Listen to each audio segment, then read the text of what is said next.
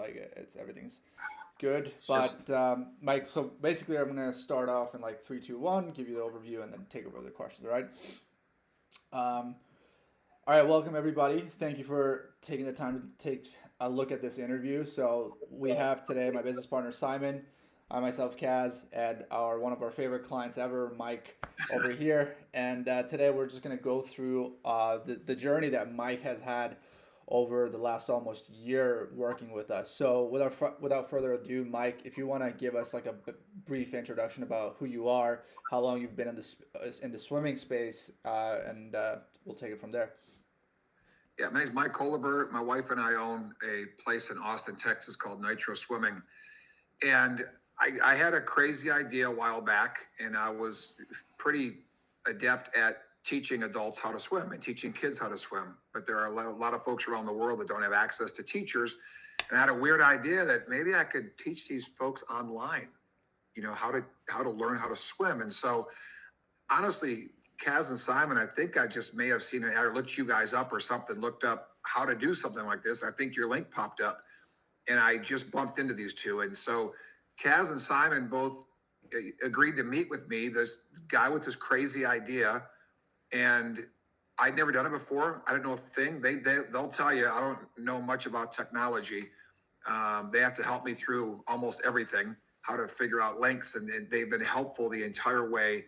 And since what, August, guys? Yeah, I think it was June or June, July, August, something around that time. I think so. We're Okay, coming up so on a year. less than a year, it's just been going bonkers. And they told me it would happen. They said the idea was solid. They said stay with it, and I got nervous early on, and I was almost pulled the plug a couple of times.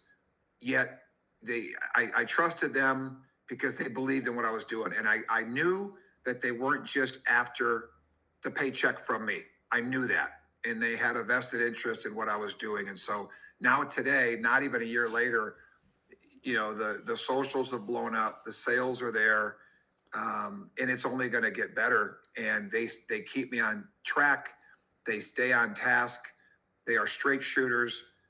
They're not hustlers at all, because there's a lot of guys out there and a lot of firms that'll just shoot things in your inbox and oh, it looks great. Very few have ever backed up what they promised. Kaz and Simon have, and I appreciate them. I consider them friends of mine now. So Thank you. Quite the intro. So, Mike, when you first came, I think the chat, it was just me and you, and that first time, you kind of mentioned in terms of in your throughout your entire career, you've just been brick and mortar, right? You guys have a phenomenal facility in Austin, which anybody watching this interview should go visit if they have the opportunity. But what made you kind of go from the brick and mortar and try out this online thing in the first place? Because there's a lot of people in your space, in your exact same shoes that you were a year ago, that have a thriving business in person, but they want to go into online, but they're very, very scared to go in and they don't know what to do. I knew my content was good, and I knew that I could deliver it in a way that I felt was better than anybody else could do it, whatever that niche is. So if you're out there with a product or the niche, you believe yours is the best, and you make it the best, and you truly believe it, and it'll come across as being authentic.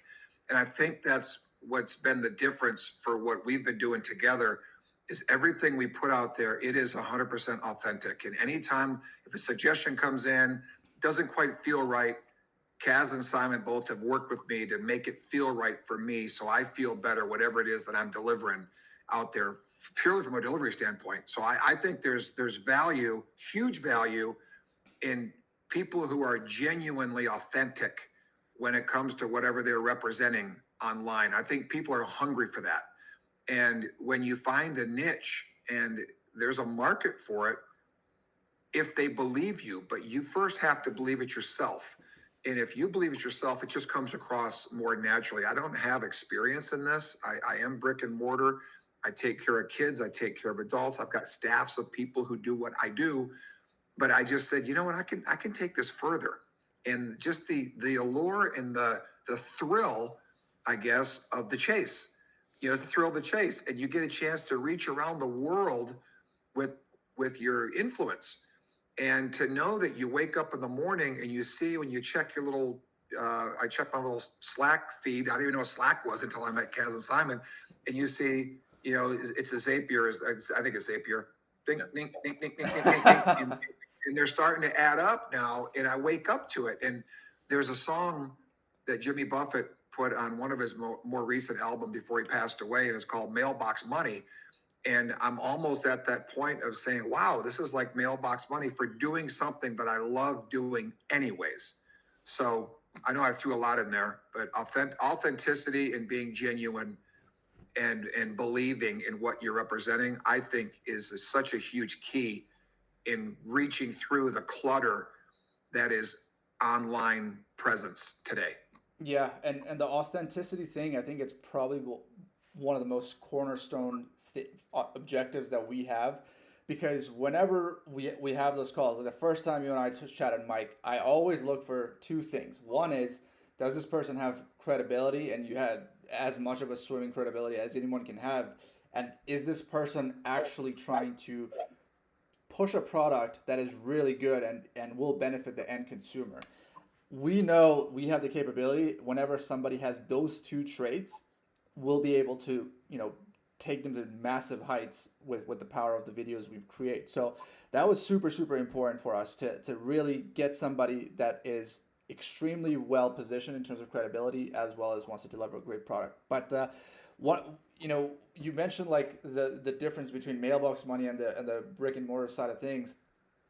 Talk to us a little bit about how much of a massive impact you've had so far. You might not even know this, but there might be somebody that takes your course. You probably know this, but you takes your course 3 years later. They might need exactly what they learned from that course, and it saved their life in water. And right now, collectively, you push more than 10 million views every single month. I think that's on the low months. I think it goes past like 20, 30 million on average month over month. But how does it feel to know like you have such a broad presence now, rather than, a small group of community in Austin comparatively? Yeah, beyond the money side of it, and that wasn't my driving factor really. And it really is the fact you could take this message out, right? The most gratifying emails I get and the feedback I get is because of seeing these videos. It's gotten people to get restarted back into a swim lesson program, regardless of whether they purchased mine or not. I see those notes all the time. Thank you so much. It's been 40 years since I've gotten the water, but you gave me the confidence to go back to the pool. You gave me the confidence to go back to a lesson. I get a lot of folks that say they bought my course, but they review my material before they go to their lesson. So they're being taught by somebody else, but they're also being taught by me, I suppose, because they're getting the idea of what they can do. And from a confidence and a belief standpoint, that's so critical to a person in an activity like swimming. If they don't have that confidence and belief can put somebody way over the top. And if that gets them back to a pool to learn the correct way, then we win, regardless of whether they're a student or not. Yeah, definitely, definitely. I think your course is the best in the market. Your delivery is the best in the market, and these people, they trust you, and they just want to use the materials that they purchase from you. Switching a little bit more into the presence of things, you've you've kind of become like a viral sensation in a way. You've been featured on SportsCenter, ESPN, Lad Bible. You got John Jones following you, commenting. Like, how does it feel to be, like going from having no presence at all to like seeing yourself on TV? I haven't seen it on TV yet. However, just this morning, I was interviewed by CBS Paramount in New York, and it was a morning show. And so I'm on our pool deck at 6:15 in the morning, with the pool in the background, holding my phone because May is Water Safety Month, and they wanted to feature what are the five basic tips of being in and around water for kids and adults. We covered those. And then 3 days ago, a person contacted me from AccuWeather. And so I think I'm going to be featured in a little AccuWeather segment today and tomorrow. And that's really cool. I got to tell you, my ego, I'd be lying if I said I didn't. It's really cool. I don't see a dime from that kind of stuff, but it's not about the dime. It's getting the message out there also with water safety and pool awareness. And if you can't swim, folks, learn how to swim. And if you're in over your head or in open water, even me at my level of swimming, I'm always wearing a life jacket. So I had to give that public service announcement. If I'm in a lake swimming, life jacket is on me and it is secured. So Fantastic. I had no idea about the AccuWeather interview because I have the app on my phone, and it would be hilarious if I opened up to check the weather and I saw you on the yeah, app. I don't know what it's gonna look like. I don't know if they go to a commercial. I don't know, but sometimes at night I'll put it on for Sirius XM. It's channel 360. I'm sorry, no Sirius. For DirecTV, it's channel 361, and I like it because I like seeing the country and I like the music's pleasant and it kind of helps put me to sleep. Yeah. But maybe I'll see myself pop up. Hey, that's me. I don't Yeah, know. yeah, that's fantastic. I want to talk a little bit about the monetization side of things. One of the things that we had difficulty with, quite transparently, in the early stages, was to find that sweet spot of how to monetize and where to go. And we had some valleys that we had to go through. What kind of made you stick out through that process? Because right now we're averaging about $1,000 of sales essentially, day in and day out. But there was a point that we were struggling a little bit. So guide us through, like, a lot of people would have quit at that moment, although it was early stages. But credit to you, you listened to our advice. But like, what was going through your head, and someone might be in your shoes. What would you tell them if that's the case? Gosh darn, I guess it goes through the stories that I've heard, right? And here's an old story of the person who has the gold mine, right? They purchased the gold mine, they're digging, they're trying to find that vein, and they're digging, and they sell it because they don't have anything, they can't find anything, and the person that takes it studies it and figures out and knows if they get that vein like 2 inches over, boom, and they hit it. And for us, I knew the product was good, and I believed in it enough, and I've had the success in the brick and mortar area of this, going, I don't understand why this can't catch on. Yes, it's online. Yes, it's a swim lesson, but I still believed in the content. And so for us it was, and I had you too. I mean, you guys kept on plugging away. And guys, if you're listening to this, I don't know anything about algorithms. I don't know when is the right time to post something. I don't even know what the price point should be for something like this. But these folks with their stains, they're the experts, and they poke and poke and poke and poke. They're the ones trying to find that vein. And if you jump out too early, you'll never realize it. And so I figured at this stage of the game, why not just wait it out a little bit longer, trust in the process, which I'm coaching swimming. When I coach swimming, that's all we talk about is trust the process.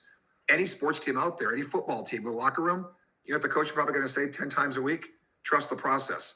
So for me, it was trusting you all and trusting the process. Yeah, and we thank you for it because there were some times we were like, what, we just know there's that vein somewhere in here. We just need to hit that, and once we did, it just took off like a rocket ship. So, last couple of questions. One of the things that we want to know is, when you first started wanting to do this, there was a lot of overwhelm, and just talk about how our service delivery process has been overall, how the experience has been overall for you, and if there's any headaches that helped kind of sort it, whether it be ideation, scripting, editing, whatever it is, if you can share some insight to that. By the way, that's my daughter behind me, sophomore at University of Texas, cooking right now during this live recorded interview. But that's fine. Oh, no It's worries, my daughter. not a problem And at I all. love her dearly. We'll take an interview of her too. We'll get two in one. Yeah. The process itself, overwhelming wise, I didn't know how to set up a business. I mean, other than my wife, and we have accountants for the big business, for the brick and mortar. I didn't know how to set up a business account. I didn't know the checking account, how to get a credit card. I didn't know how to do a processor. I didn't know how to file. I mean, everything. You two really guided me through it, and it was a step by step. And your team of folks were phenomenal to help me. And I didn't know how it was going to work. I mean, I had the idea. I knew I wanted at the end, but there's a lot of stuff that happens in between, and I didn't know. So for us, it was, I think we just probably did a little bit each day. We started getting closer, and whatever I needed, you guys would contact. Hey, Mike, we need you to do this. Okay, I'm on it. Hey, Mike, need you to do this. And you helped me every step of the way to get from zero and here's the product. How do I get it online? How do I launch this? I didn't know. I don't know if I could do it today without your help. So you guys helped me the whole time. Yeah, absolutely. And you know what? The where we started from, we didn't have anything. Like we had zero followers, we had zero presence, Right. we had zero infrastructure set up from a course point of view, website point of view, emails point of view, ideation point of view. And now collectively, I think we have close to a million on TikTok, a million plus on Instagram, which is phenomenal. And to have that from a zero to all this audience in less than a year, it's fantastic. So, last question: would you recommend Viral Growth to any of your friends or family? Without a doubt. In fact, I've been asked by several people already, who do you have helping you?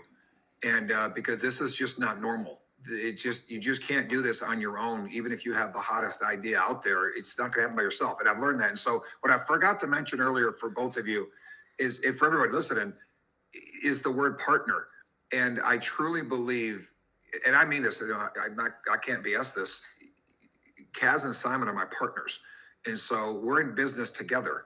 And so my success is their success and their success is my success. And a percentage of something is something, and 100% of nothing is nothing. And so that's what I had to realize is like, I first of all, I can't do this by myself. Secondly, it's not going to work by myself. I don't know how to do it. And I needed a partner, a trusted partner. And so Kaz and Simon are both trusted partners. And I mean, they've got access to any one of my accounts. Is that correct, guys? Yeah. You guys have access to my things. And I'm like, to give that away, willingly. I trust them, but they also trust me, and I'm all in. And they're partners. Yes, I'd recommend them in a heartbeat. Awesome. If we didn't have your trust in this, we would have rolled up this project a whole lot. But you have been so receptive to our feedback, and every time we bring in an idea, even after this interview, we have some ideas that we're gonna run by you, and it'll probably add to the bottom line quite a lot. So, anyways, Mike, thank you so much for your time. No more questions from our side. If you have any parting words, a lot of people are gonna see this interview. If you want to say anything about your swimming stuff, go ahead. If not, we'll finish this up right here. At Coach Mike Nitro is the Instagram and the TikTok, and if you see it, you'll see the followers. We went from a million last Friday night to 1,000,001 in 5 days. Yeah. So which is 20,000 a day. That was a huge jump, and maybe that have been John. Maybe that's John Jones's influence. I don't know. Maybe. But yeah. So no, I trust the process and trust these partners. Okay. Awesome, Mike. So, Thank you very much. hey, real quick, unofficial, since the recording stopped, Simon, I've got an